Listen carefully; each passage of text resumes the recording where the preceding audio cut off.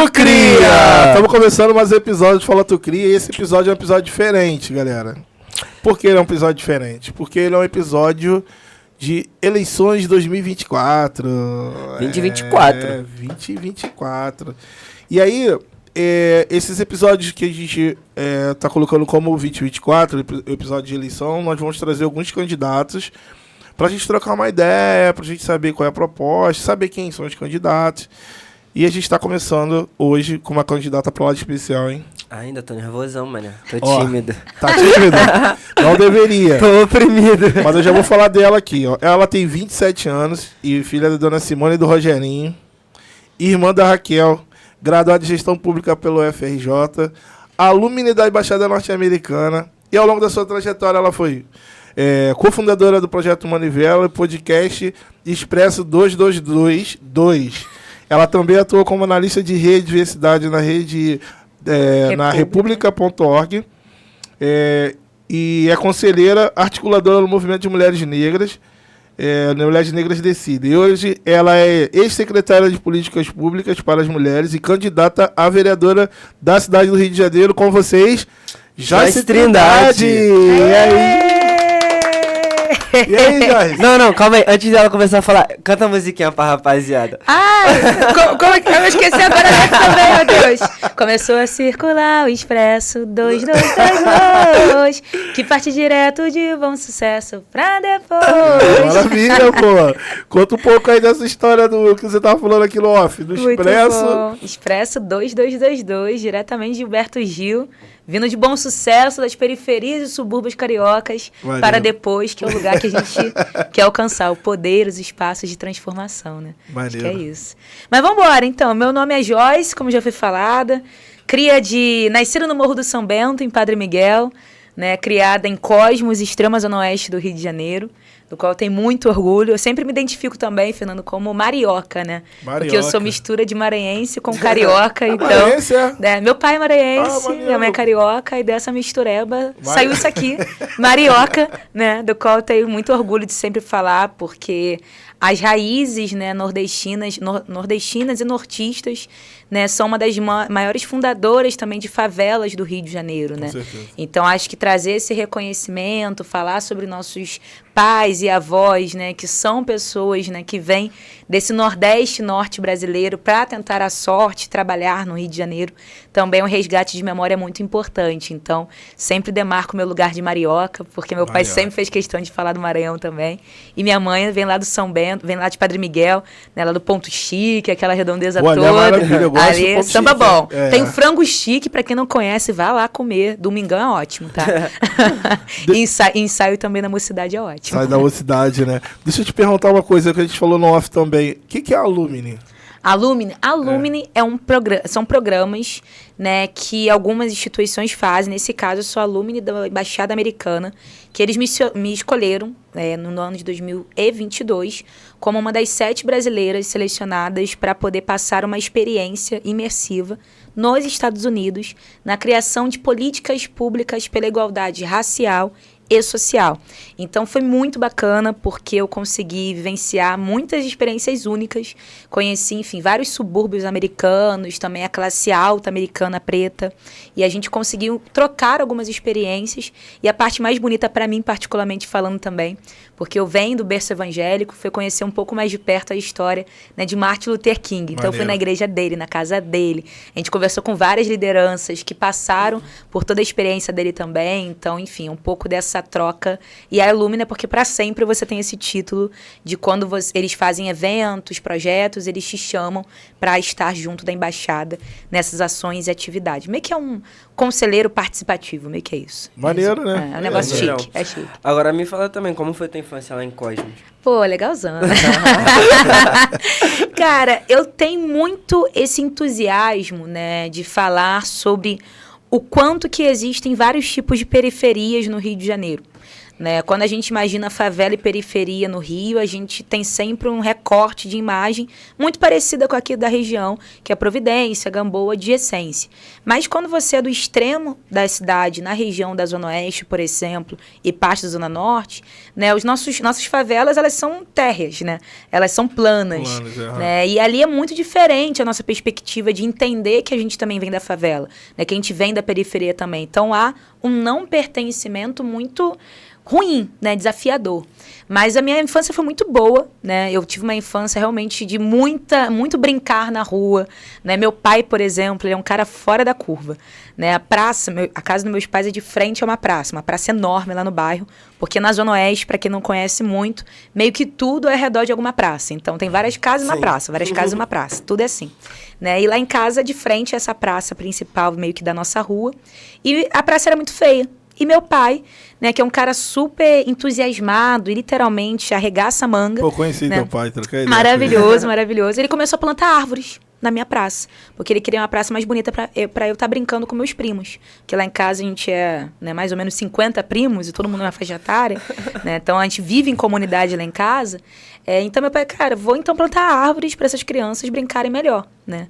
E são mais de 20 anos que meu pai faz isso. Então no bairro o pessoal conhece meu pai como o Rogerinho, que planta árvore, que cuida da praça. Então a minha infância foi muito disso. É rua, parque no sentido de brincar na pracinha, né? Muito pique-esconde, pique-pega, pica tudo, né? Então a gente fez muito dessas coisas.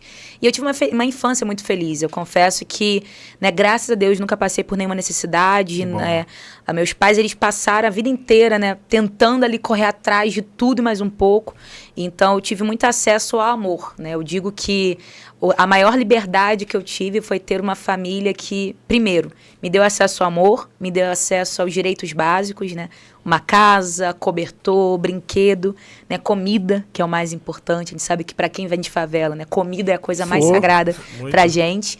E o terceiro, a possibilidade de sonhar. Eu digo que mesmo sendo uma garota de Cosmos, né? Que é lá no fim do Rio de Janeiro, ou início, dependendo do ponto de vista, né? A gente nunca teve muito direito de sonhar, de se ver em futuros diferentes. E meus pais são dois fora da visão padrão, né? Então eu cresci sabendo que meu lugar era estudar na UFRJ, eu cresci sabendo que meu lugar era disputar espaços de poder. Então, mesmo meus pais não terem terminado o ensino fundamental, eles sempre me estimularam a vida inteira a me ver em futuros muito brilhantes. Então eu digo que eles são os grandes, né, salvadores da minha existência, porque eles fizeram a primeira transformação, que era me transformar em ser humano, e um ser humano que tinha perspectiva de futuro, mesmo sem saber que futuro seria esse. Então, a minha infância foi uma infância realmente que eu tenho muita gratidão a esse casal, meus pais, porque eles são realmente, né, extraordinários. Eles escolheram, né, ser pais e fizeram de tudo para possibilitar uma infância, uma vida, né, digna e com rumos diferentes, né, diferenciados, vamos dizer assim. Então, acho que é um pouquinho disso. E Cosmos é maravilhoso. Cara, eu troquei ideia com teu pai, né? Cara, eu achei ele inteligentíssimo, né? E aí, olha que louco, cara. Eu tava trocando ideia com o Rogerinho. Ô, Rogerinho, abraço, meu parceiro. E aí, cara, eu conheci um camarada que cuidava dos livros lá, né? Sim. Qual o nome dele? Beto Baleiro. Beto Baleiro. E olha a curiosidade do Beto Baleiro. Beto Baleiro tem um filho que mora na Providência. Oh, não sabia. Que é o Fred. O Fred? Fotógrafo. Então, tipo, o Beto Baleiro é pai do Fred, que é meu parceiro também. Então eu falei, pô, mano, eu conheci ele um domingo lá trocando ideia. Eu falei, cara, tem o pai do Fred, que tipo, louco, bom. Mano. E é amigo do Rogerinho. E meu pai e o Beto viraram amigos porque meu pai planta árvores e o Beto, ele coloca caixotes com livros em árvores. Ou seja, foi um match perfeito de dois, né? E eles plantam livros e conhecimento dentro de paciência Cosmos, né? Cara, então, e o Rogério é inteligentíssimo, né, cara? É. E eu vi assim, aí eu tive a oportunidade de ver sua mãe também, sua irmã. Sua irmã é uma cópia sua, né? Minha versão mais jovem. E eu sou a versão mais jovem da minha mãe. Então, três gerações parecidas. Pô, vou te falar, a sua mãe é lindíssima, né? É elegantíssima, cara. Toda Como pra que cima. pode, cara? Como que pode? Muito legal, muito legal. E é muito importante saber que é isso, né? Você teve essa base familiar de pessoas que não avançaram no estudo formal, mas, cara, aprenderam com a vida e tiveram essa sagacidade de preparar uma menina, né? Tipo, cara, você vai ser o que você quiser, vai lá. E eu achei isso muito maneiro. Eles são fora do tempo mesmo. Maneiro, tenho né? certeza. Tô contigo? Quer perguntar? Não, pode ir. Aproveita. Não, tô Então. tranquilo. Tu queria que eu fizesse aquela pergunta lá, né, que a gente conversou. Qual? Faz aquela lá que eu perguntei. Pergunta Não, essa. não. Pode perguntar. Não, pergunta tu. Não, eu esqueci qual é. Não, para de mentir. Eu juro que eu esqueci. Pode perguntar. Pode perguntar. Como eu falo, diante de Deus, eu esqueci. Não, eu esqueci mesmo. Não, Eu tu já vai esqueci mesmo. partir já pra outra parte. Não, né? vai, tem que então, perguntar. faz essa. Estilo de música preferido. Ah, foi! Então, a gente. É porque a gente tava falando. A gente tava trocando ideia falando, cara, a gente vê a Joyce em vários lugares, mas tipo, a gente não sabe o que a Joyce gosta de comer. Coisas básicas, sabe qual é? Quem é Joyce? Quem é a Joyce? Vai lá, fala Quem é Joyce? Quem é Joyce? O que eu gosto de ouvir, então, primeiramente, né? Cara, eu sou bem velha na música. Eu vou te dizer. A minha equipe tá aqui, tá falando. Eu sou muito velha. Então, assim, sabe Gilberto Gil, uma coisa assim, bem anos 70, 80, Tropicália. Esse é meu estilo musical, bem anos 70, 80. Esse é meu estilo mesmo de vida e só música brasileira. Se você me trouxer os hits americanos, eu não sei. Nenhum, tipo... Não, um Beyoncé, porque ela é dona do Transcendeu, mundo, né? aí tudo bem. Dona do mundo, né? Tem a Beyoncé, claro, mas assim, não é o meu hábito. Meu hábito são músicas, literalmente, anos 70 e 80, e eu fico ali permeando esse estilo musical bem de idosa, que eu aprendi com meus pais também. É isso que eu ia falar, tu bebeu Então, deles, né? Total. E lá em casa, todo mundo é assim, eu e meus primos, né? Todo mundo escuta Benito de Paula, todo mundo escuta Raça Negra. Então, anos 90 também pra gente é a nossa playlist.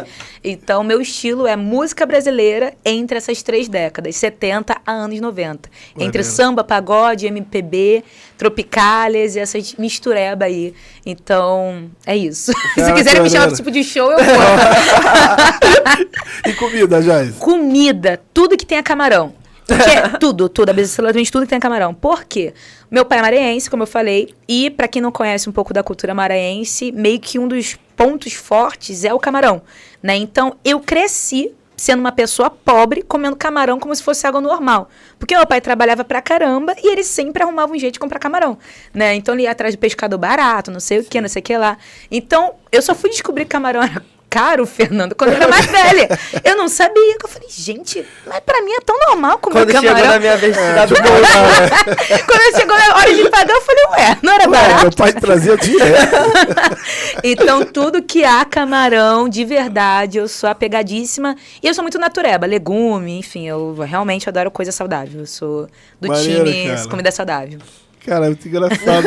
Essa pergunta calma muito bem, né? Tipo, tá ligado? E é uma parada que, tipo, é isso. Ninguém imaginaria, né? Ninguém imagina. A gente vê a Joyce assim, pô, toca um ritmozinho, a Joyce tá dando Não, eu tô sempre lá, mas eu tô sempre no hit também, gente. É isso. Vocês passam. Minha irmã tem 18 anos, né? Então eu sou meio que também, né, envolvida pelos hits também jovens. Mas meu lugar de lazer. Você falou o negócio de ser envolvida, você também tem um pezinho ali na decisão dela na faculdade, que ela também faz gestão, né? Cara, nem me fala isso. Era uma das perguntas que tava em off. Né? Pode crer, mano. Boa pergunta. Pra quem, enfim, explicando um pouquinho, né? É ali que eu olho? Essa aqui é exclusiva sua. Então, eu sou gestora pública de formação, né? E o meu desejo de fazer gestão pública, eu sempre falo com tranquilidade que foi pela falta, né? A falta do serviço público, a falta das políticas públicas, a falta dos projetos, né? Me fez querer entender por que na minha região nada chegava. Eu não conseguia processar a informação que eu era da cidade do Rio de Janeiro, né? E a cidade do Rio, da parte que eu vivia, não era a cidade da televisão, né? E aquilo me questionava demais, eu não conseguia entender. Eu sempre fui uma criança muito questionadora, uma jovem questionadora. E ali, quando eu já estava adolescente, já me preparando para fazer pré-vestibular, que como eu falei, meus pais a vida inteira falaram que eu iria estudar na FRJ, eu sabia que eu tinha entrado na FRJ, né? E ali eu descobri esse curso, chamado Gestão Pública, né? Gestão Pública para o Desenvolvimento Econômico e Social, um nome gigante, inclusive, do qual a gente aprende a gerenciar governos, criar políticas públicas, né? E administrar justamente o serviço público brasileiro, em resumo é isso. E eu fiz, enfim, começo a trabalhar na área, mas depois eu me aprofundo mais. E, em resumo, me torno secretária municipal, cortando várias cenas da minha vida e etc, né? E a minha irmã sempre viu muito de perto, né? Porque eu sempre furei os portões da universidade. Então, eu entrei na universidade tentando aprender como eu levava para minha comunidade o conhecimento, né? Por isso que, por exemplo, o projeto Manivela surge, né? A gente queria muito levar o nosso conhecimento no serviço público para as lideranças comunitárias, para as nossas periferias.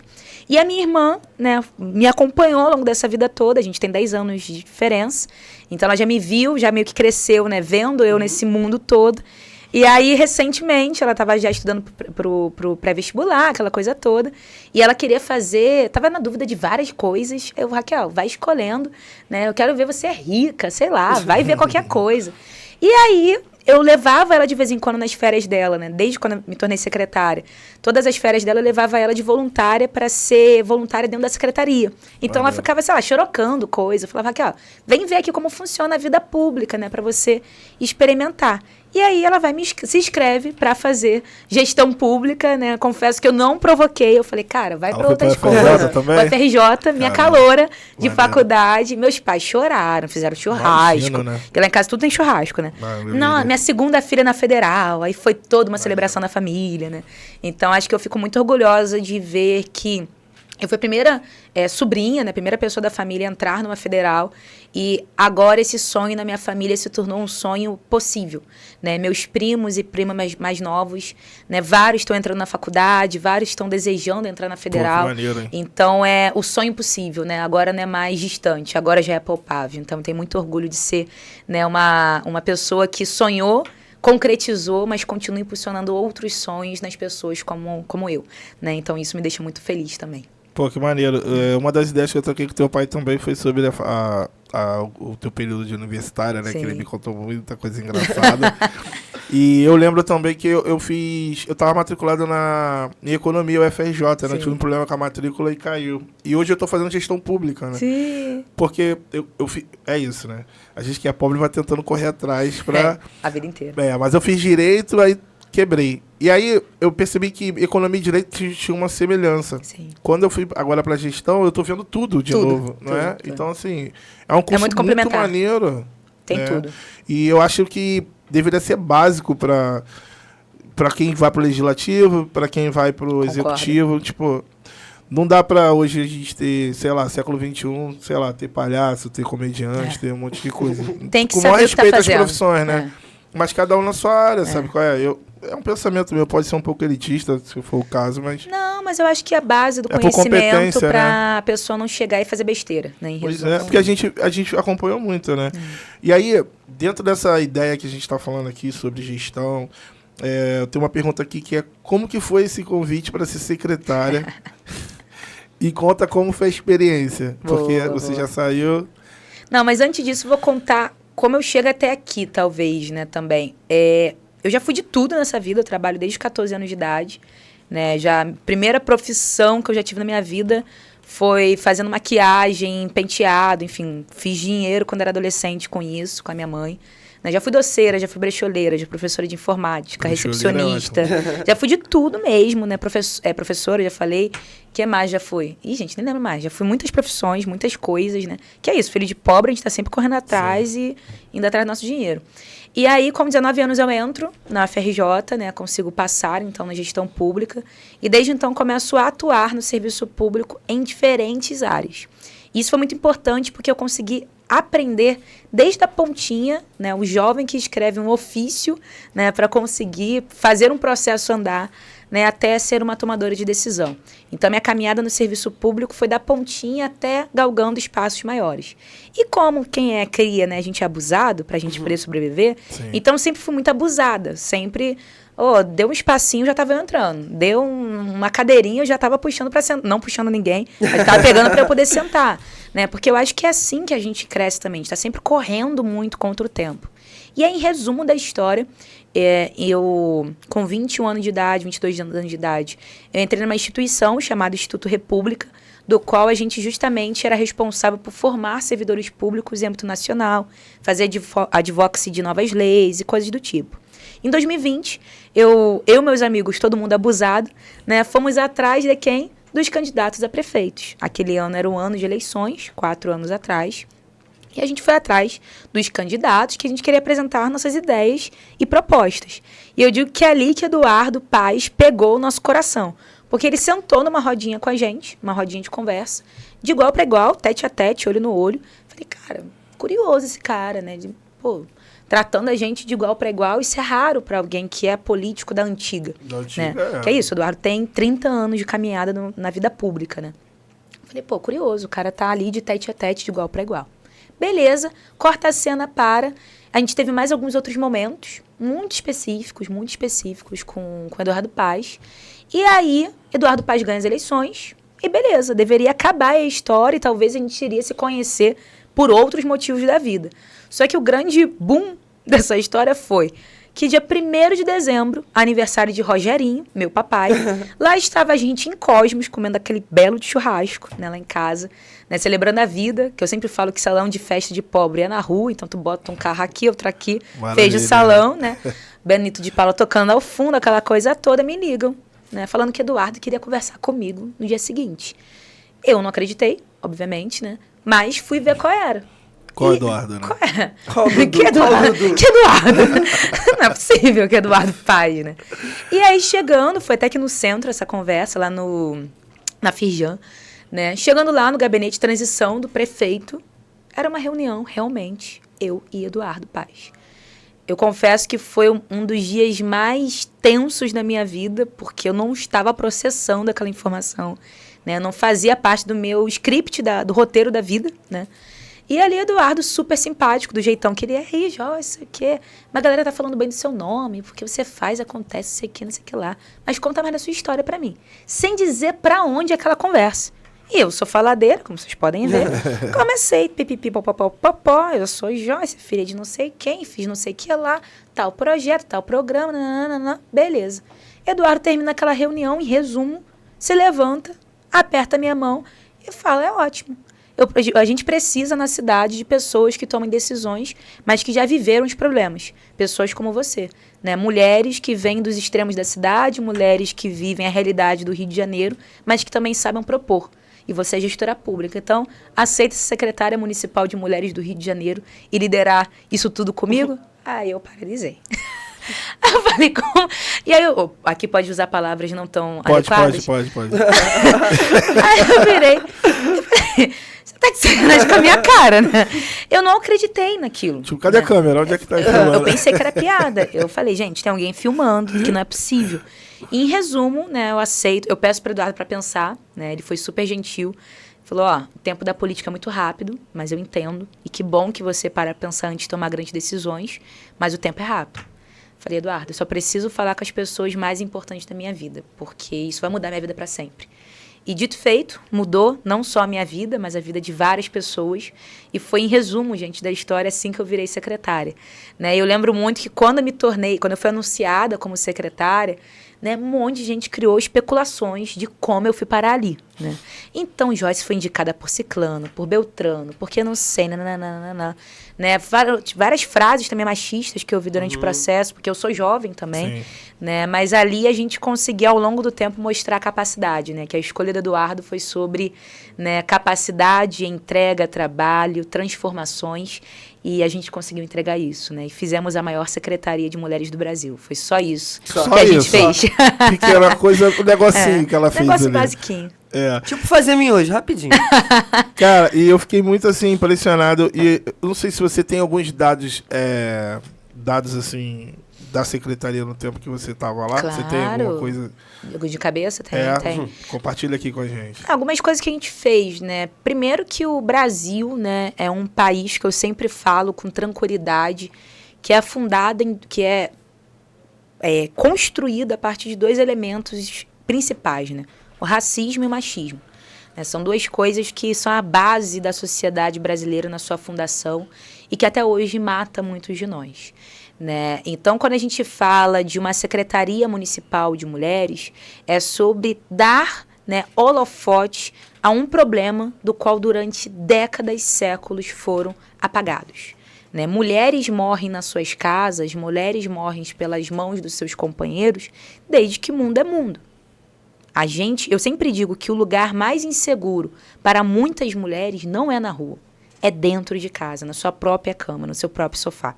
Né? O lugar que deveria ser sagrado, que é a nossa casa, para muitas mulheres e famílias se torna um lugar mais inseguro, mais perverso e que mais tira vidas. Né? E ali a gente conseguiu criar uma secretaria de mulheres que trouxesse 2 complementos. Enfrentar a violência contra as mulheres e meninas e jovens, né?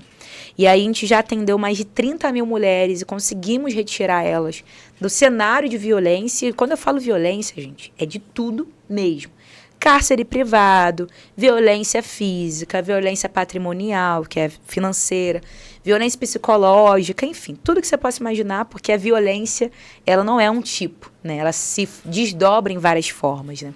E o outro lado é sobre a autonomia das mulheres, né? Porque ao longo de todo o passado, presente que a gente teve, né, as mulheres foram ensinadas a serem apenas as Amélias, né? Aquelas que iam cozinhar, passar, lavar e não teriam nada de autoestima. Então a gente criou vários programas de qualificação profissional, de acessos à cidadania e tantas outras coisas mais, cultura e assim por diante, para que as mulheres pudessem recuperar o quê? Coisa mais importante da sua existência, que é a autoestima. A autoestima intelectual, a autoestima física, o conhecimento e, consequentemente, a liberdade. Né? Então, um alimenta o outro, trabalha com o outro, enfrentar a violência e essa autonomia. E a gente atingiu mais de 850 mil mulheres nessa cidade do Rio de Janeiro. Formamos para o mercado de trabalho mais de 200 mil mulheres. Mulher soldadora, mulher construtora civil, falando espanhol, francês, inglês. Né? Mulher manicure, cuidadora, enfim, tudo que é profissão. Né? Reforçando que lugar de mulher é onde ela quiser. Mas para ela ser alguma coisa, a gente sempre vai precisar de oportunidade, seja mulheres ou homens também. Especialmente o pobre, né? Para a gente se tornar alguma coisa, a gente precisa de uma chance. Então, eu vejo muito, né, que o papel da política pública é justamente isso, equalizar as oportunidades. Porque o não, para quanto mais você é pobre, quanto mais você é preto, quanto mais da favela você é, o não é sempre a primeira coisa que vai bater na nossa porta. Verdade. Né? Então, equalizar o sim é justamente o papel que a gente tem que fazer aí através dos governos, dos projetos sociais, assim por diante. Então, é isso que eu estou tentando fazer, né? Equalizar o sim para as mulheres e famílias do Rio de Janeiro, né? Maneiro. Então, tem uma parada que eu fico pensando, Joyce, em tudo que você me trouxe. Quando você foi nomeada secretária, eu queria entender como é que foi essa experiência, porque é isso, você entrou numa secretaria que era uma secretaria, né, que ela não tinha esse tamanho. Tinha sido instituída, na verdade. E aí, eu queria saber, porque eu lembro de ter te encontrado em outras oportunidades. Sim. E quando você estava lá no secretariado, eu via você, a Marli, e só, eu acho. Rafaela Bastos. Rafaela, né? E aí, e assim, eu queria saber como que era esse mundo machista quando você se deparou com ele, né? Uhum. E isso, eu acho que esse lance dos desafios é uma parada que você se saía bem. Sim. Porque você já veio de casa instruída, já armada para isso. Mas eu queria saber assim, você na posição de poder, como mulher, quais foram os seus desafios ali naquele momento? São vários, né, que a gente encontra. Eu digo que disputar os espaços de poder é um ato de muita coragem. Quando a sua cara não é a cara do poder. Né? A gente está aqui numa mesa de pessoas que, tragicamente, a gente não tem a cara que diz a cara do poder. Né?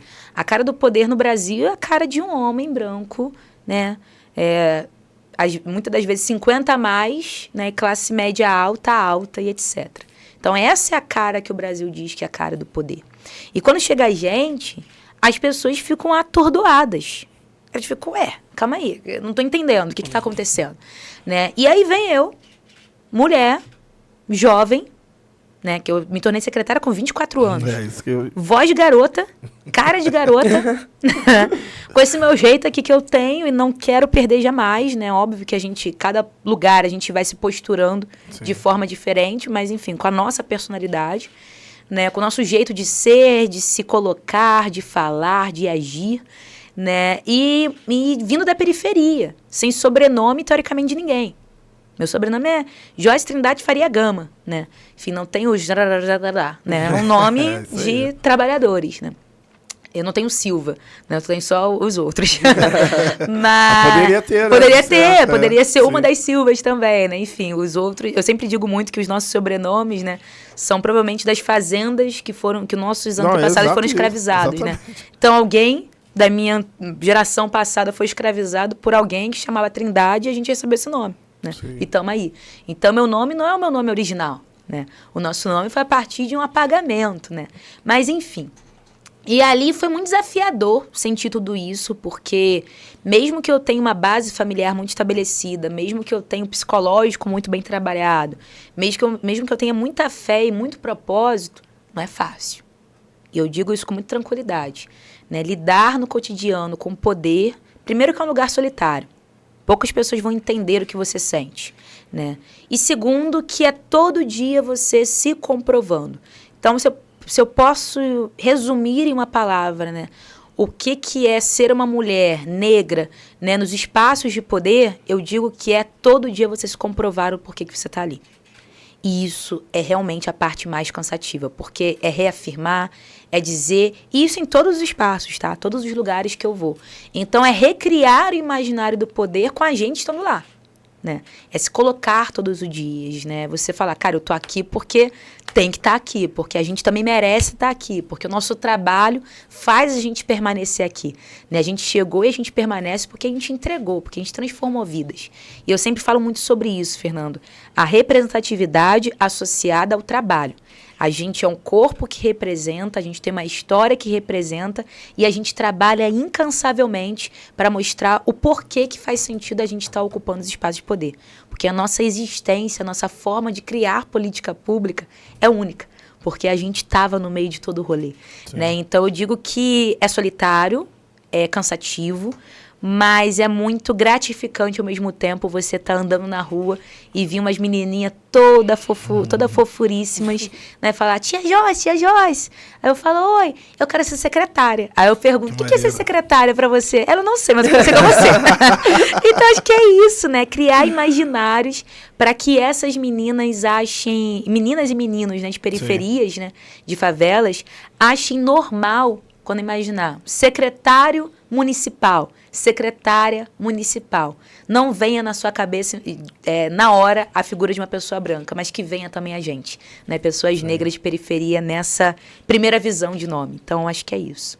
Eu queria complementar também que a gente tem a Flaviana, que é uma das hosts que a gente tem, e ela com certeza queria estar nessa mesa. Pô, ela deve estar como em casa agora? Não, ela estava no estágio, mandar um abraço pra ela. Um beijo. Ela teve que trampar, né? Enfim.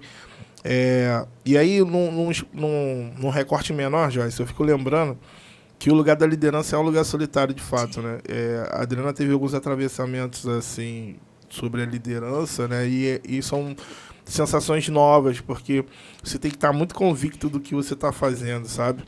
Eu passei por esse processo também. A gente está na bússola, né? Sim.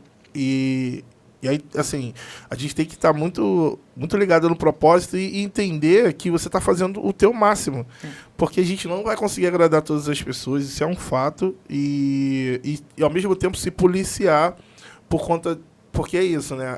Você acaba tendo acessos interessantes e se você também não se policiar, não policiar seu corpo, você acaba se confundindo com as portas que se abrem.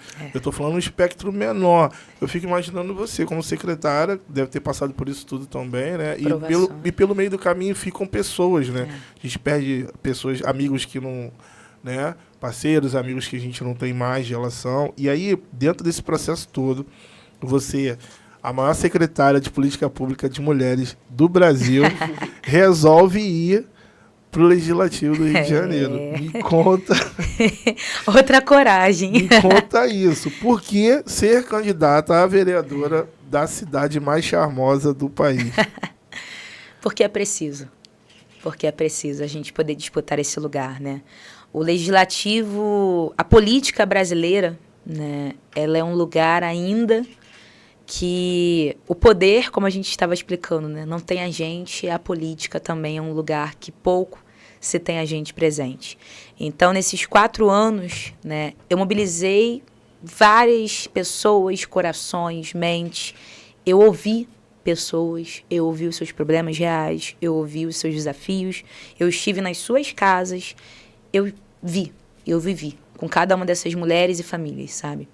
E quando veio esse convite, né, do prefeito também, ele falou, Joyce, e aí? Vambora? E quando eu processei essa informação toda, eu falei, vambora, né? Eu confesso que obviamente que tem hora que bate aquele medo, aquela tensão, não é tirando esse sentimento, porque existe, né? Tudo que é novo tem o medo, tem a tensão. É bom quando mas, tem, né? Tem que existir, né? Que senão você está se sentindo muito grandão, Sim. né?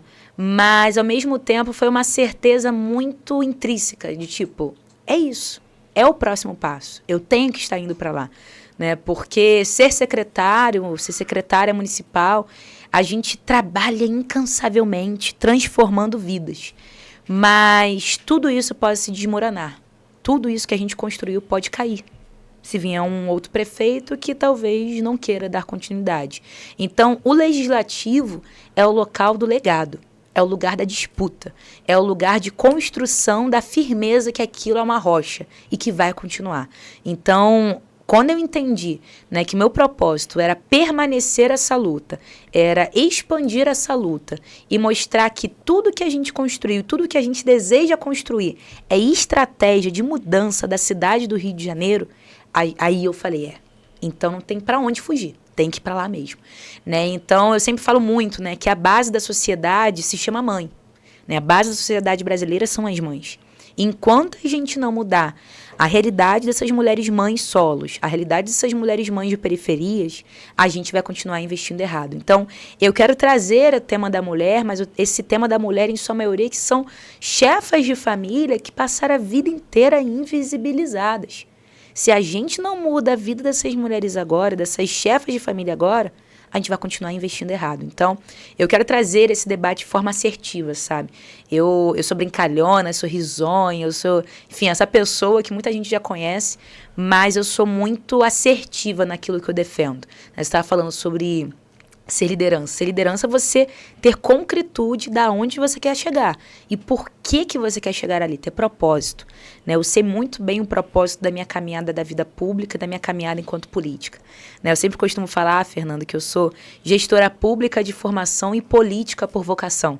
Né? Então, quando eu somo esses dois elementos, ter o conhecimento da gestão pública e ser uma política por essência, isso quando se soma dá uma boa caminhada, uma boa transformação. Então, estar enquanto vereadora, né, estar enquanto candidata, para mim, é a certeza de que a gente pode muito mais.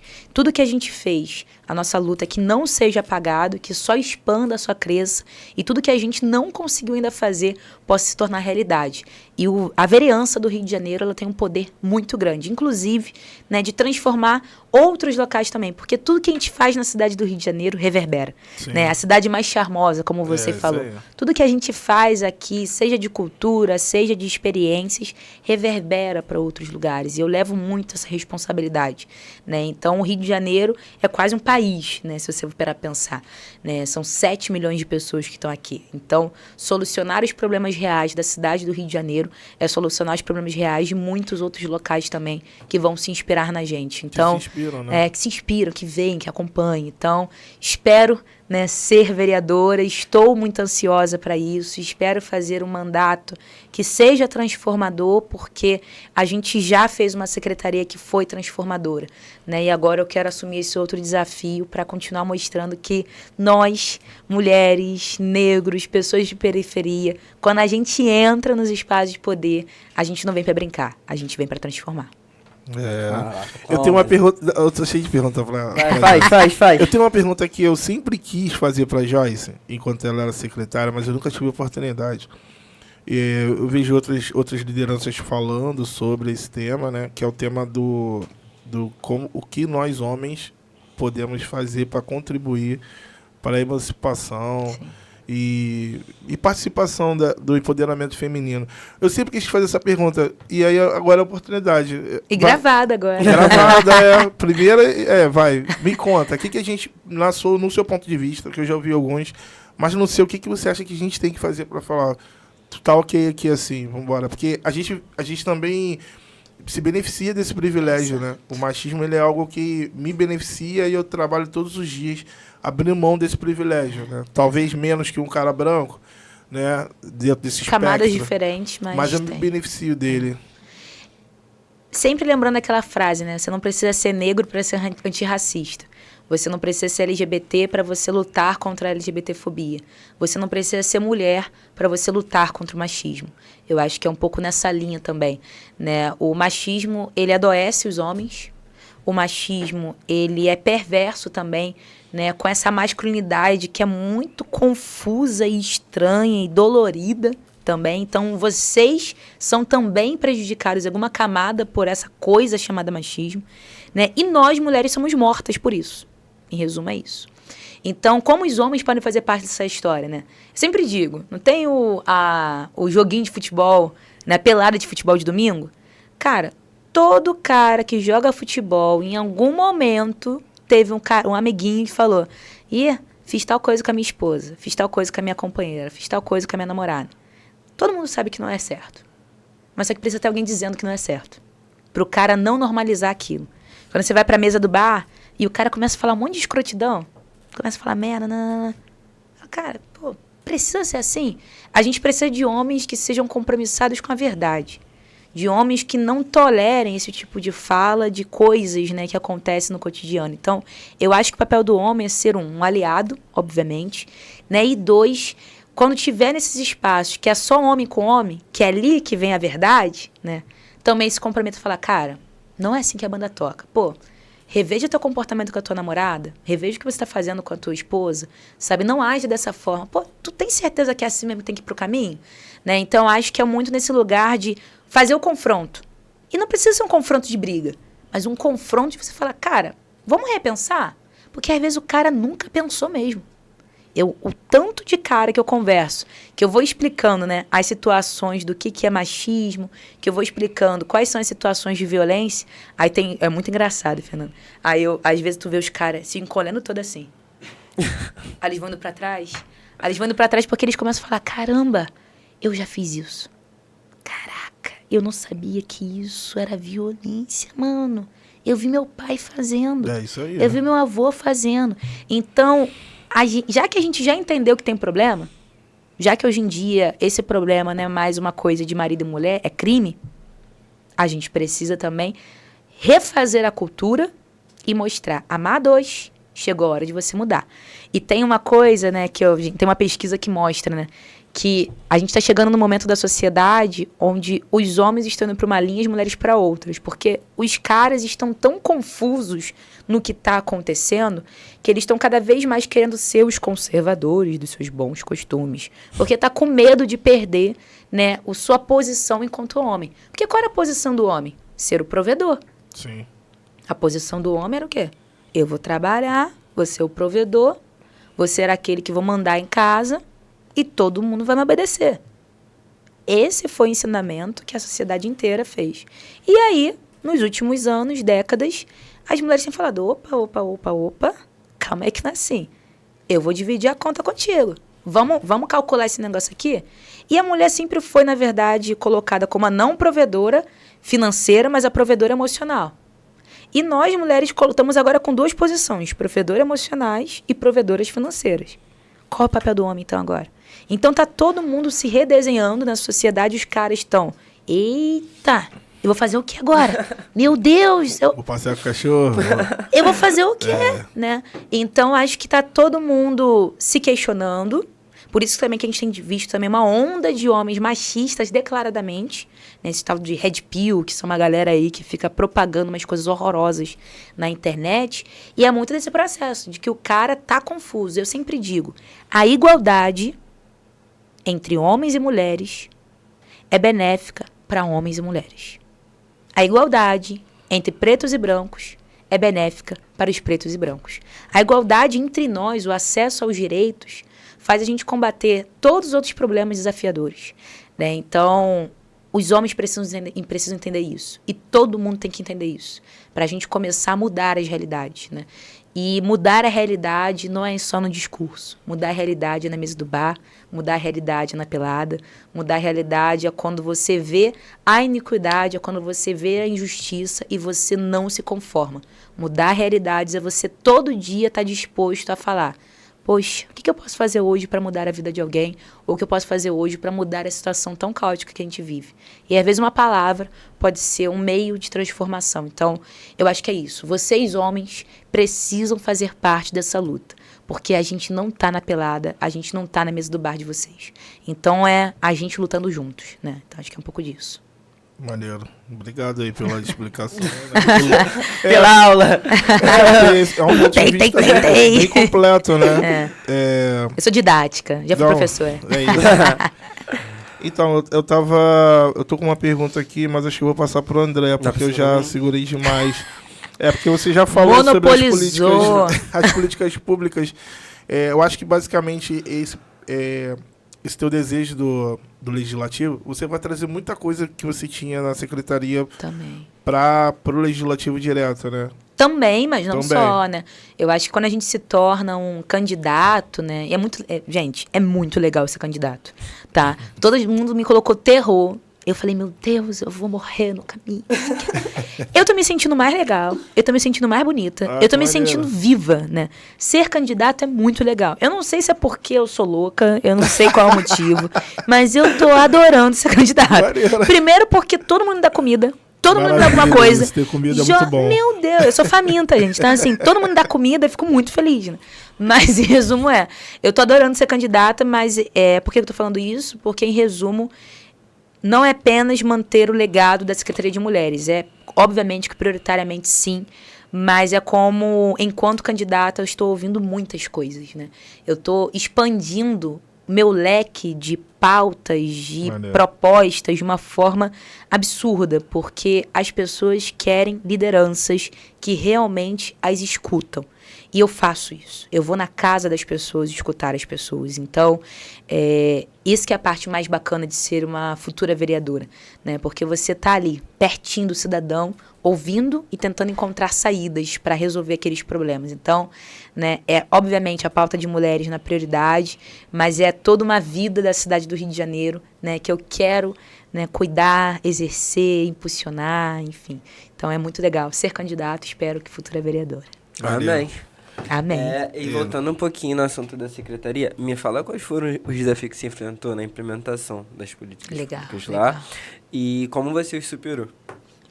Boa pergunta. Os desafios, né, primordiais foram: a gente a gente recriou uma secretaria do zero. A primeira parte é essa. Para quem não sabe, gente, Secretaria Municipal de Mulheres é o quê? Tem a Secretaria Municipal de Saúde, que cuida das clínicas das famílias e hospitais. Tem a Secretaria Municipal de Educação, que cuida das escolas e creches. Secretaria Municipal de Transporte, que cuida dos transportes, assim, por diante. A Secretaria Municipal de Mulheres, ela não tinha uma cara. O que você faz? Né? O que você vai fazer aqui? Né? Então, a gente foi criando quase que do zero. Já tinha um abrigo sigiloso e 2 casas da mulher. Mas quase que do zero, o que seria a materialização do que é a política para a mulher. Então, o desafio foi criar. O primeiro desafio foi criar, né? Tirar do zero um anseio, um desejo, uma frustração e transformar em resposta. Né? Então, tenho muito orgulho de ter sido uma criadora de políticas públicas. A gente implementou muita coisa que nem existia no Brasil ainda, né? Que a gente foi pegando experiências de vários cantinhos do mundo inteiro e da escuta com as pessoas, porque eu digo, o cidadão tem a resposta. É como você escuta direito e consegue encontrar o caminho. Né? Então, a gente conseguiu criar muita política pública e esse foi o desafio. E a solução foi eu tinha a força política do prefeito da cidade que me deu orçamento, me deu uma estrutura. Né? E também porque é isso, né? O quanto que você vê, né, pessoas como a gente também, né, pessoas negras, periferia, mulheres, etc., ocupando espaços de liderança fake, que eu costumo falar. Então, tipo, ai, que bonitinho, vou colocar aqui para poder fingir que é liderança. Vou colocar aqui para poder fingir que é alguma coisa. Então, isso é muito comum, né? E o Eduardo, não. Ele, deixa eu abrir aqui a porteira, né? E botar um negócio para você poder tocar. Então, a gente tinha o mesmo orçamento, né? Orçamento é o dinheiro do qual a gente toca as políticas públicas. A gente tinha o mesmo orçamento público do Ministério da Mulher. O Ministério da Mulher cuida do Brasil. O mesmo dinheiros que tinha o Ministério da Mulher era o mesmo dinheiro que a gente, na cidade do Rio de Janeiro, tinha para tocar as políticas públicas. Ou seja, muito grande, muita coisa. Né? Então, a forma de resolver foi Eduardo, literalmente, abrindo espaço. E quando alguém não queria me escutar, literalmente, teve dias do Eduardo mandar mensagem: escuta a Joyce. Ela vai falar com você. Ela vai se reunir com você. Então, e aí, quando eu falo novamente sobre homens, né? A gente precisa de homens que sejam compromissados e que entendam que, cara, o negócio é desigual. É desigual, ponto. Eduardo, quando ele me chamou, ele já sabia que o negócio seria desigual. Então, Joyce, o que precisar, manda que eu ligo. Manda que eu faço. Então, foi muito assim, foi parceria mesmo. Eduardo, ó, prefeito, não sei fazer tal coisa, ó, preciso de ajuda nisso aqui, liga para fulano, que se você ligar, fulano vai abrir as portas. Então, acho que eu consegui resolver porque eu tive uma liderança, né, que topou pegar na mão e falar, vambora, tamo junto, e é isso. Então, o desafio foi criar quase que do zero, né, e o solucionar foi porque, e também toda a minha equipe, né, a gente fez uma equipe de pessoas de 18 anos de idade a pessoas de 65, 70 anos de idade. Isso é maneiro. E isso foi muito bonito também. Diversidade, né? Total. Eu queria saber também, assim, quando você é eleita, né, você tem algum projeto específico que você quer discutir e levar para a Câmara dos Vereadores? Legal. A gente tem 3 temas centrais que se desdobram em várias várias propostas abaixo, né? O primeiro é o direito para todas as mulheres e meninas, e a gente fala do enfrentamento à violência, né? Mas também de todas as chances dessas mulheres conseguirem, enfim, viver. E aí, por exemplo, uma das coisas que a gente quer fazer, né, é a gente conseguir materializar, né, com forma mais estratégica, o enfrentamento à violência contra as mulheres a partir de leis. Porque tem muita lei rasa. Falta leis realmente que sejam estruturantes e que possam ter um complemento de ações. Porque tem um monte de vereador que coloca lei do dia X, lei do não sei o que Y, né? E não faz uma coisa robusta. Então, uma coisa que eu quero muito fazer é construir leis que sejam propositivas, robustas e que tenham complemento entre temas. Outra parte para a gente que é o eixo é sobre políticas públicas para todas as famílias. Né? A gente tem várias camadas da sociedade que ainda não foram atingidas, especialmente das famílias atípicas, que são as famílias de pessoas com autismo, neuroatípicas e também pessoas com deficiência. Né? Essas são famílias completamente escanteadas na sociedade. Né? Então, a gente quer fazer um trabalho muito concreto. Né? O prefeito já tem feito isso, mas a gente quer avançar cada vez mais, que são os centros de reabilitações, como também o acompanhamento a estas mães especialmente. Só um dado, uma vírgula rapidinho, né? Há um dado que mostra que 80% das mães de pessoas que têm alguma deficiência ou são neurodivergentes, quando a família recebe o laudo, o pai mete o pé. A família recebeu o laudo que a criança veio com deficiência, a criança é autista, o pai mete o pé em 80% das famílias. Então, assim, é só a mãe mesmo que fica, né, e cuida. Então, a gente quer muito fazer esse acompanhamento. Outros temas também que a gente tem, né, é sobre a saúde mental, né, isso é uma coisa que eu vou tocar muito forte, porque a saúde mental para geral, inclusive, do jovem ao velho, do homem à mulher, né, porque a gente sabe o quanto que está pesado isso. A gente só consegue avançar enquanto sociedade quando a gente conseguir se tratar psicologicamente. Muitos são os preconceitos enraizados na sociedade porque a gente não cuida da nossa cabeça. E a gente fica reproduzindo um monte de coisa errada e a gente não quer se rever, não quer se reenxergar. Né? Então, a gente preza muito pela saúde mental e criar mais núcleos especializados desse tipo de atendimento na cidade como um todo. Né? E tem outros temas que perpassam, e o outro é também, né, política, uma cidade para todas as pessoas, que aí vai, né, expansão de linhas internas de transporte, que eu sei que, por exemplo, aqui na Providência na Gamboa tem uma demanda também de linhas mais internas. Sim. Né? Quando a gente fala também da questão do acesso à cultura, e eu digo principalmente na extrema zona oeste e extrema zona norte, que ainda falta a gente avançar nessas regiões. Então, eu vi muitos projetos da zona oeste questionando essa parte da cultura. Sim. O acesso à cultura na zona oeste é um dilema muito grande ainda, né? Digo isso porque a primeira peça que eu fui assistir na vida eu tinha 19, 20 anos de idade, né? Caramba. Então, para quem é do extremo da zona oeste, realmente a gente não tem acesso, né, a formas de cultura, teatro, enfim, coisas do tipo.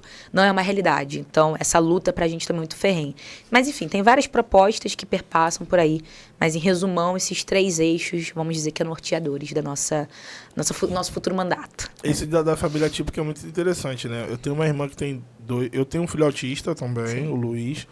E tem uma irmã que tem 2 filhos autistas, né? Sim. Inclusive, no aniversário tinha um pula-pula só pra minha sobrinha. Eu vi, maravilhoso. E aí é muito difícil a vida dela, né, cara? Porque eu fico imaginando esse corre dela, a gente tenta dar o suporte, mas ela que tá ali convivendo, né? Então... E uma coisa, Fernando, que eu digo muito, inclusive pra classe média também, né, carioca, porque muita gente acha, só as pessoas em vulnerabilidade que vão ser aptas para esse tipo de serviço. Eu falo que não. Porque os planos de saúde não querem dar o atendimento devido para as pessoas autistas ou com outros neurotípicas, transtornos e deficiências, porque o custo é elevado e para o plano de saúde não é lucrativo atender essas pessoas. Então, esses centros de reabilitação é a resposta assertiva para um custo do qual as pessoas não querem assumir e que essas famílias precisam. Para esse cidadão avançar enquanto pessoa, para ele ter direito à cidadania, viver, enfim, avançar, melhorar. Né? Eu tenho a minha afilhada, ela é uma menina autista, né? Nível suporte 3, não verbal, né? Então, enfim, a gente acompanha diretamente os desafios que é justamente, né, ter uma criança autista, né, nesse nível específico também, que é um custo elevado, todo um tratamento, para ela poder continuar se desenvolvendo, porque ela é uma menina incrível, inteligentíssima, maravilhosa, tudo demais, e ela só é diferente, ela só é atípica. Pronto, né? Então, é como a gente consegue criar uma sociedade que realmente inclua as pessoas. E para dar um fim também nessa parte, né, eu sempre gosto de dizer muito o seguinte: você pode não ser uma pessoa com deficiência, mas todo mundo pode se tornar uma pessoa com deficiência. Você pode não ter nascido, mas você pode se tornar em algum momento da sua vida, né? Por N motivos da vida, né? Então, lutar por uma cidade inclusiva, lutar por uma cidade onde todo mundo possa viver bem, né? Com deficiência ou sem deficiência, sendo neurotípico ou autípico, né? É a gente viver numa sociedade que você possa viver, independente da sua situação, e você possa se preparar caso alguma coisa também te atravesse em algum momento da sua vida. Então, todo mundo tem que lutar pela inclusão. Eu acho que é um direito básico que pode, em qualquer momento da nossa vida, nos privilegiar, nos atingir e nos garantir vida, né? Dignidade. Ela queimou a minha pergunta, ela já respondeu. Eu sou faladeira. Tava tentando formular outra aqui, mas ela já respondeu a minha. Então, eu já vou... Continua aí. Eu tenho uma aqui, que a gente preparou perguntas para você. Como que você avalia a representatividade das mulheres na política carioca e o que pretende fazer para aumentar essa representatividade, né? Se você tem alguma medida concreta que você acredita que possa adotar para incentivar a participação feminina na política. Eu sei que você tem uma relação muito estreita com a Laura Carneiro. Né? Sim, maravilhosa. Conheci a Laura também aqui no incêndio, inclusive, que teve. Ela veio, ela era secretária de assistência, né? Deputada federal agora. Deputada federal. E aí, conta pra gente. Cara, estimular, né, a participação de mulheres na política, pra mim, é um ato concreto da democracia. Eu já faço isso muito, né? Eu tenho muita pegada de estar sempre atenta, né, a novas mulheres talentos que querem fazer parte da política, mas que não necessariamente vão ter ali uma primeira porta para entrar. Porque para entrar na política, a gente tem que ter portas abertas. Tem que ter alguém para te apoiar, tem que ter alguém para abrir a porta, tem que ter alguém para poder realmente falar, cara, é possível, vem cá. Acompanha a gente aqui, né? Então, estou sempre atenta a esses talentos que estão chegando. Meninas, meninos, enfim, pessoas que querem se aproximar da política também.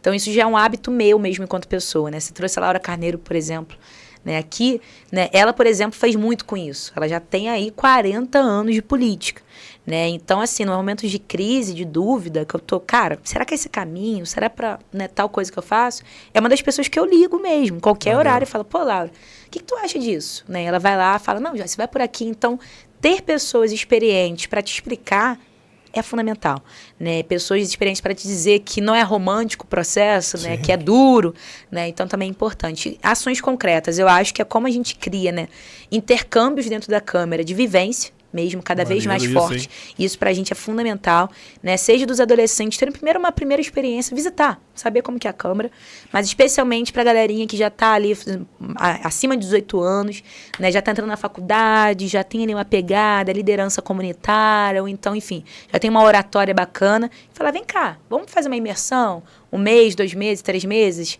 né? Os mais destaques a gente conseguir até inserir mesmo na prefeitura, né? Eu tenho um programa também, um projeto chamado Rede Manivela, que a gente tinha comentado, né? E o nosso papel é justamente isso, formar lideranças comunitárias para que eles saibam fazer o serviço público andar e funcionar para suas dores, né? Resolver problemas com quem vive os problemas. Então, isso também é uma coisa que a gente quer muito trazer para a Câmara de Vereadores, né? Para mostrar para as pessoas que o vereador é o político mais perto, né? Dentro de todas as esferas, né? Vereador, depois deputado estadual, deputado federal, senador e assim por diante, o vereador é mais perto. Então, normalizar, né, o que o vereador faz, por exemplo, é importante. Sim. E um outro elemento também que eu vejo que é fundamental é trazer essa pauta para dentro das escolas municipais, né, cada vez mais. Então, falar sobre o que é política, falar quais são os 3 poderes, falar qual é a importância das mulheres na política e mostrar os números para que os meninos, desde pequenos, já entendam que há uma desigualdade, né? Então, acho que são alguns elementos aí culturais, porém concretos, que a gente tem que começar na base, nas nossas criancinhas, mas também não desistir dos mais velhos. Então, por exemplo, na Casa da Mulher Carioca, né, o debate sobre cidadania já acontece há muito tempo. Então, as mulheres, elas sabem sobre os seus direitos e sabem que há uma desigualdade. Então, a gente também resgata essa nossa mãe, essa nossa avó e fala para elas, olha, você não foi esquecida, você também é uma cidadã e a sociedade é assim. Então, acho que para mim, de forma concreta, é pensar esses tipos de ações, imersões para mulheres também, jovens talentos da política, para estarem dentro da Câmara, vivenciando esse espaço. Também na própria prefeitura, né? Eu acho que fazer esse intercâmbio é importante, mas também já trazer esse debate para a rede municipal é urgente, né? E não só para a rede municipal, não só a educação pública, mas isso também tem que ser um debate das escolas particulares, né? Enfim, a gente não pode esquecer que tem muitos alunos da rede privada que a gente também precisa atingir, porque, enfim, todo mundo tem que entender que o rolê não tá legal, né? Agora eu tenho uma. Achou? Como você pretende garantir os serviços de saúde voltados para mulheres, tipo pré-natal, prevenção contra o câncer de mama, sejam mais acessíveis e de qualidade? Boa. Isso já avançou muito na cidade do Rio de Janeiro, né? A gente tem 13 maternidades aqui no município, foram todas reformadas, né? A gente consegue te dizer que a mortalidade materna no Rio de Janeiro teve uma caída bem significativa, assim como também a gravidez na adolescência. Também foi outro tema que a gente conseguiu melhorar muito o município do Rio de Janeiro, mas é óbvio que sempre tem que melhorar, né? Mas enfim, já teve um avanço inicial. Outra parte também que eu vejo que é fundamental é sobre justamente o acesso aos contraceptivos, né, para as nossas mulheres, especialmente falando. A gente sabe que, enfim, né, os desafios, né, do planejamento familiar ainda recai muito sobre a mulher, né? Então, a gente quer muito estar trazendo esse debate para dentro também para os nossos adolescentes, para eles já começarem a entender, né, que o cuidado preventivo é um cuidado para a vida dele, né, vida dele e dela. Então, esse tema para a gente é muito importante. Outro tema importante para a gente é sobre o pós-tratamento de câncer, né? Há também outro dado que diz que mulheres, quando elas descobrem um câncer, né, 70% dos maridos mete o pé, zarpam, né? Então isso é muito padrão. Não, gente, conta você, rapaziada, vamos querer melhorar aí que tá complicado. Tá difícil. Então, assim, há um dado que mostra muito de forma concreta que a mulher, quando recebe esse laudo do câncer, né, e começa o tratamento do câncer, o abandono amoroso, o abandono do casal é de cara que acontece, né? Então, a gente vê ali que essa mulher está passando por um câncer, ela tem um gasto, o tratamento de câncer geralmente é quase 2 anos de tratamento completo, é um tempo, né, que a pessoa leva, e tem um abandono de amigos, de família, de tudo. Aquela pessoa muitas das vezes entra em depressão, né? Então, a gente criar programas de acompanhamento para estas mulheres, até porque, né, o câncer de útero, o câncer de mama, né, obviamente, acomete principalmente as mulheres, né? A gente precisa trazer também esse suporte socioemocional para esta cidadã devido a esse abandono que existe. Nós, mulheres, permanecemos com os maridos mesmo doentes, né? A gente cuida, né? Entretanto, os maridos não permanecem com as suas esposas quando estão doentes. Então, quem cuida de quem cuida?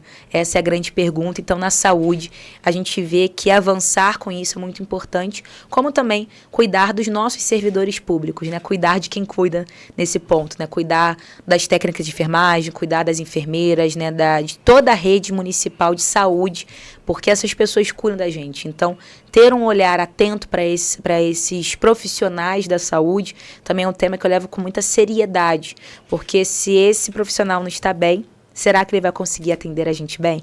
Né? Então, acho que isso para a gente também é um tema importante aí. Sim. Que não é só a saúde da mulher, né? A saúde no geral. Você tem alguma política que você está pretendendo implementar que continue ou reforce ou aumente o apoio às mulheres vítimas de violência doméstica? A gente percebe que em comunidades mais vulneráveis tem, né? Apesar de ter aquela Ronda Maria da Penha, não sei se você tem esses números, se está funcionando, se não. Sim. E aí eu queria saber também, junto a essa pergunta, sobre as casas de acolhimento, que são os abrigos sigilosos, né? Sei que sofreu um atentado, né? Recentemente, vem sofrendo, né? Queria que você falasse um pouco sobre os dois casos. Boa. Enquanto, né, vereadora, minha luta é que algumas políticas, né, de enfrentamento à violência contra a mulher se tornem leis, porque nem todas ainda são leis. Então, a primeira parte é essa, sobre esse legado que eu tinha explicado anteriormente. Uma outra parte também que a gente fala que é muito importante é sobre essa interseção das políticas públicas. Por quê? Muitas vítimas de violência, elas primeiro vão para as clínicas da família para poder pedir primeiro pedido de ajuda, né? Então, a gente quer muito pensar, construir essas leis que façam cada vez mais de forma obrigatória essa interseção de informações e dados das clínicas de famílias e hospitais junto à rede de enfrentamento à violência contra a mulher, que não é só do município. Também tem outras esferas que dão esse suporte para a gente. Então, fazer essa interseção de dados, né? Enquanto secretária, né, quando saí, eu tinha deixado previamente implementado, né, essa construção de um sistema inicial, né, que a gente espera que comece a dar certo, para, quem sabe, já trazer essas outras esferas. Então, uma das lutas que eu quero muito é essa interseção de informações. Porque é isso, se a vítima de violência chega na clínica da família, né, ou chega na escola, no hospital, onde for que seja, essa equipe tem que ir direto encaminhar para ela poder receber os outros suportes especializados. Então, esse é um tema para mim importante. A Ronda Maria da Penha é um serviço que funciona, sim, na cidade do Rio de Janeiro. Tem a Ronda e a Patrulha Maria da Penha. A Ronda é realizada pela Guarda Municipal e a Patrulha é realizada pela Polícia Militar, né? E ambos têm o propósito de que a mulher com a medida protetiva, ela recebe um acompanhamento dessa ronda, dessa patrulha, ao redor da casa dela. Então, semanalmente, quinzenalmente, esse carro, né, da polícia, que tem lá escrito Maria da Penha, vai passar pela rua dela, vai bater na porta, mostrar que estão ali presentes, etc., pro agressor não regressar a esta casa. Entretanto, né, a gente sabe que, obviamente, tem alguns casos ou outros, né, que os agressores, mesmo assim, continuam tentando, mas vou te falar, é um número muito irrisório. O maior número é de sucesso, sim.